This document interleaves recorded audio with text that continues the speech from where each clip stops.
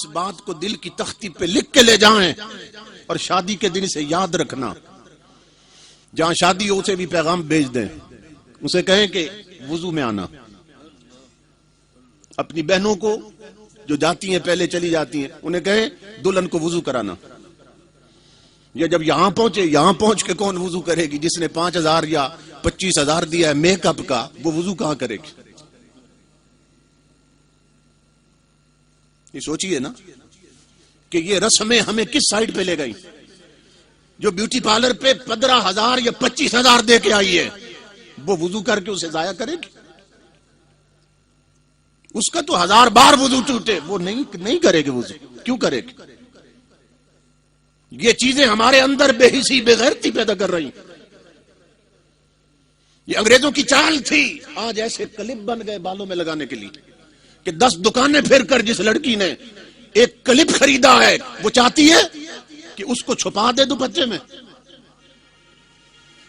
سوچنے کی بات, وہ اس کلپ کو دکھانے کے لیے دوپٹہ سر سے اتار دے گی.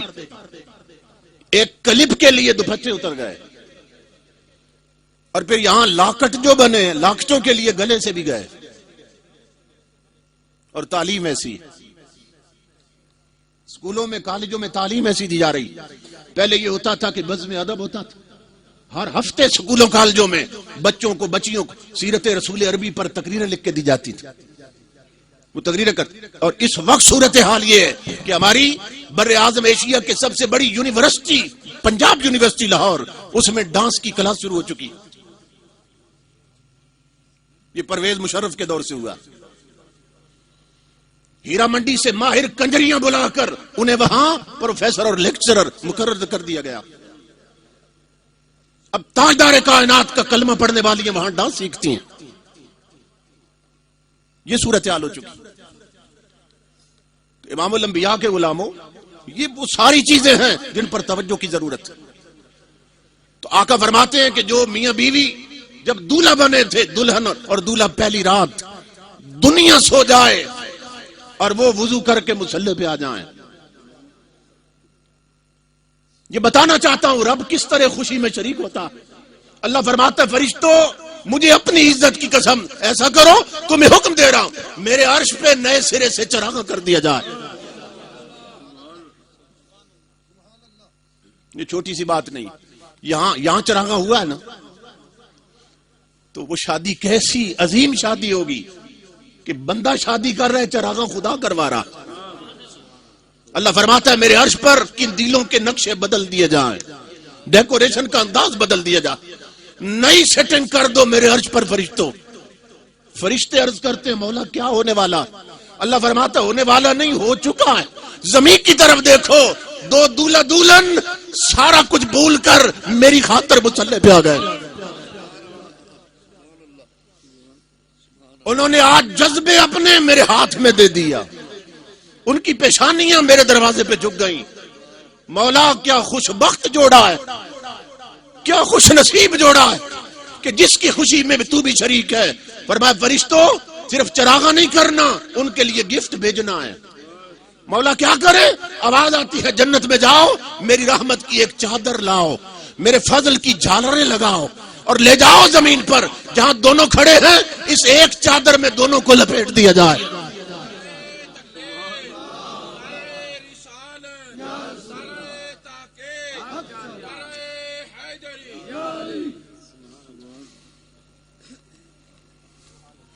میں کہتا ہوں وہ کیا خوش بخت جوڑے ہوں گے کہ جن کے لیے عرش الہی سے چادریں اترتی ہیں, اور جو ان چادروں میں لپٹ جاتے ہیں لوگ, اور رب کی عزت کی قسم ان کے پیدا ہونے والے بچے ڈسکو ڈانسر نہیں بنتے. کوئی میر علی شاہ بنتا ہے, کوئی غریب نواز بن جاتا ہے.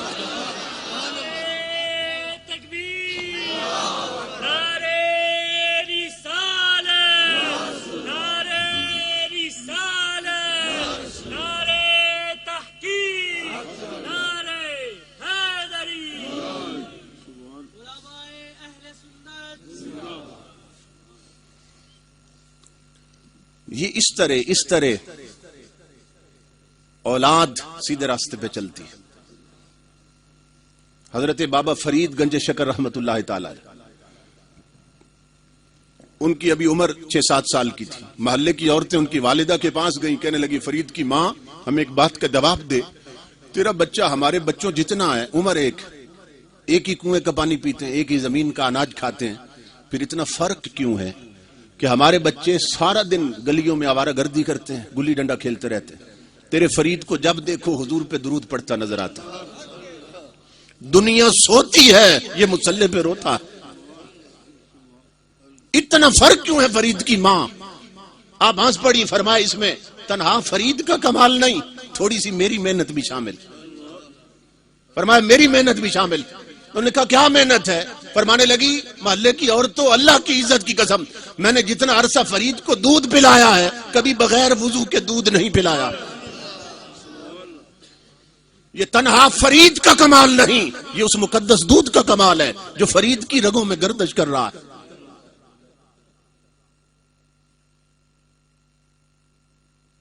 ہماری یہ آئیڈینٹی, ہماری یہ پہچان, ہماری یہ عظمتیں ہیں. تو ہم شیر تھے مگر ہمیں بکری اور بلی بنا دیا گیا. ہم بلند تھے ہمیں پست کر دیا گیا. ہم معزز تھے ہمیں ذلیل بنا دیا گیا. کیوں کہ تاجدار کائنات کے دین سے دور کیا جا رہا.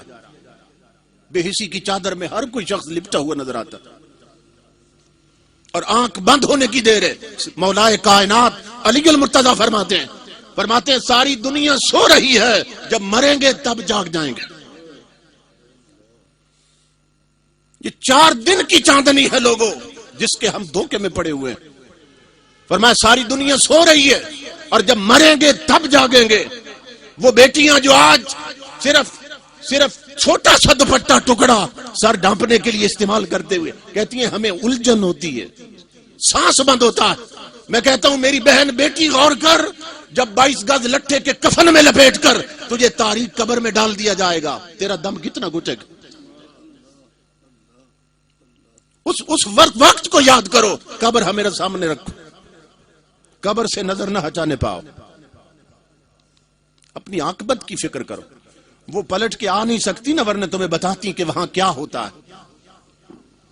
قبریں چیخوں سے بری ہیں, قبریں عذاب سے بری ہیں, آگ سے بری ہیں, کیڑوں سے بری ہیں, بچھوؤں سے بری ہیں, مگر نظر نہیں آتا ہمیں.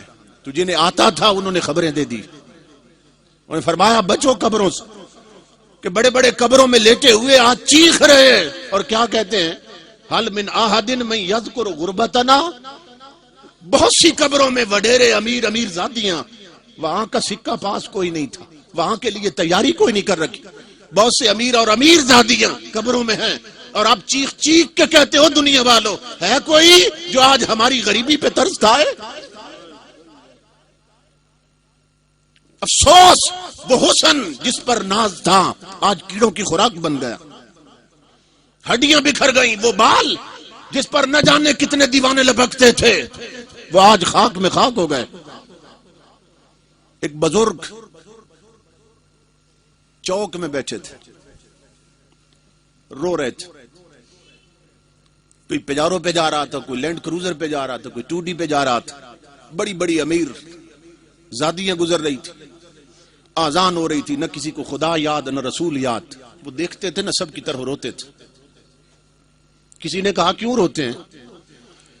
وہ کہنے لگے رو اس لیے رہا ہوں کہ وہ معاف کرنا چاہتا ہے, بندے معافی مانگنا نہیں چاہتے. اس کی رحمت توجہ کر رہی ہے زمین کی طرف کہ بندے جھک جائیں میں معاف کر دوں گا. کہا رو اس لیے رہا ہوں, دنیا غفلت میں ڈوبی, جس کے مجرم ہے وہ معاف کرنا چاہتا ہے, یہ معافی مانگنا نہیں چاہتے, اس لیے رو رہا ہوں. اگلے دن اسی بزرگ کو کسی نے قبرستان میں روتے دیکھا, درمیان بیٹھا تھا, چیخو پکار رو رہا تھا.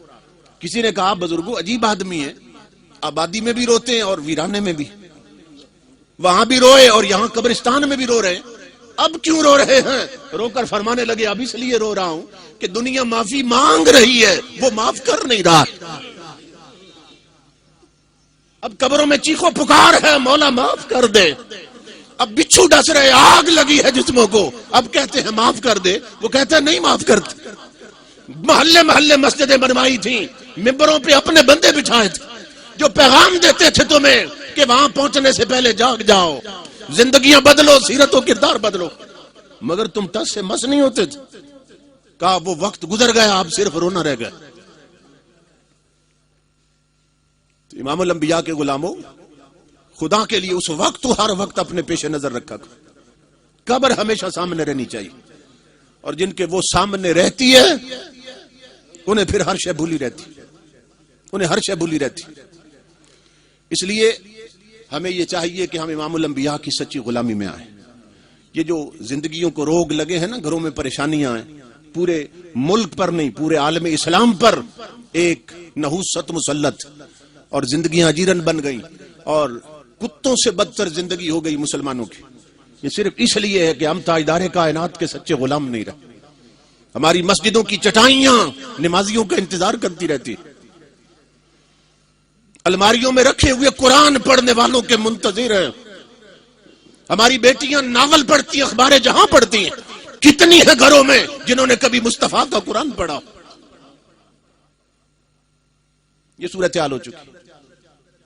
حضرت عبداللہ ابن عمر فرماتے ہیں کہ ہم صحابہ کرام کے حال میں، آپ کے زمانے میں حال یہ تھا کہ اذا کننا فقدنا الرجل فی الفجر والعشاء اسانا به الظن، کہ ہم جب کسی بندے کو دیکھتے نا کہ فجر اور عشاء کی نماز نہیں پڑھی اس نے، ہمیں شک ہوتا یہ منافق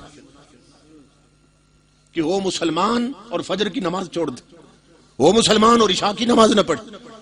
اب فرماتے ہم صحابہ کا حال یہ تھا جو 2 نمازیں چھوڑ دیتے، ہم اسے منافق سمجھتے تھے. وہ آج ہمیں دیکھ لیتے تو ہمیں کافر سمجھتے کہ ہم تو 5 چھوڑ بیٹھے. کیا رشتہ رہ گیا رب اور رسول کے ساتھ؟ ادھر سجدوں کا وقت ہے اور ادھر ہمارے بچے کرکٹ کھیل رہے ہیں. ادھر جمعے کی نماز کا وقت ہے، ادھر گراؤنڈ میں جا کر دیکھ بچے کرکٹ کھیل رہے ہیں. ادھر عشاء کی نماز کا وقت ہے، ہماری بہو بیٹیاں ٹی وی پہ بیٹھ کر ڈرامے کی قسطیں دیکھ رہی ہیں. ہر طرف ایک غفلت کی چادر تنی. اس لیے امام الانبیاء کے غلاموں، ہمیں اپنے مقام کو سمجھنا چاہیے، اپنی ذمہ داریوں کو سمجھنا چاہیے، اس سے پہلے کہ سب کچھ ملیہ میٹ ہو جائے.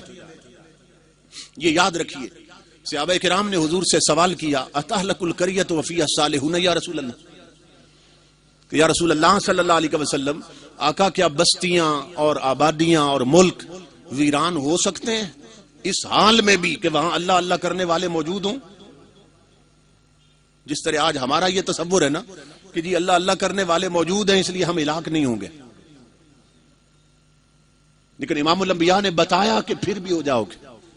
صحابہ نے پوچھا یا رسول اللہ، اگر آبادیوں میں بستیوں میں رب رب کرنے والے بھی ہوں تو کیا پھر بھی بستیوں پہ عذاب آتا؟ امام الانبیاء نے فرمایا ہاں، ہلاک ہو جاتی ہیں بستیاں، برباد کر دی جاتی ہیں. آقا کیوں؟ فرمایا بسکوتہم وتہاونہم، لوگوں کی بے حسی اور بے غیرتی کی وجہ سے اور چپ سادھ لینے کی وجہ سے، کہ جب وہ شریعت کے قانون ٹوٹتے دیکھتے ہیں اور چپ سادھ لیتے ہیں. جب عالم کفر میں بنی ہوئی فلمیں اور ان کی تصویریں مسلمان ملک میں ان کی روڈوں پہ لٹکا دی جاتی ہیں اور دنیا چپ سادھ لیتی، جب بڑے بڑے چوکوں میں کنجریوں کی تصویریں لٹکا دی جائیں اور کوئی بولنے والا نہ ہو. اس وقت منبر خاموش ہیں، خانقاہیں خاموش، تاجدار کائنات کی امت اجتماعی طور پر دوزخ کی طرف جا رہی ہے. دنیا عذاب الہی کو دعوت دے رہی ہے، مگر ہمارے پیروں اور مولویوں نے اپنے منہ میں دہی جما رکھی. کیوں نہیں قوم کو اس طرف لاتے کہ تاجدار کائنات کی امت تم جہنم کی طرف جا رہی ہو، تم رب کے غضب کو دعوت دے رہی ہو، اس سے پہلے کہ اس کا کوڑا برسے اور تم مٹا دیے جاؤ جھکنا سیکھو.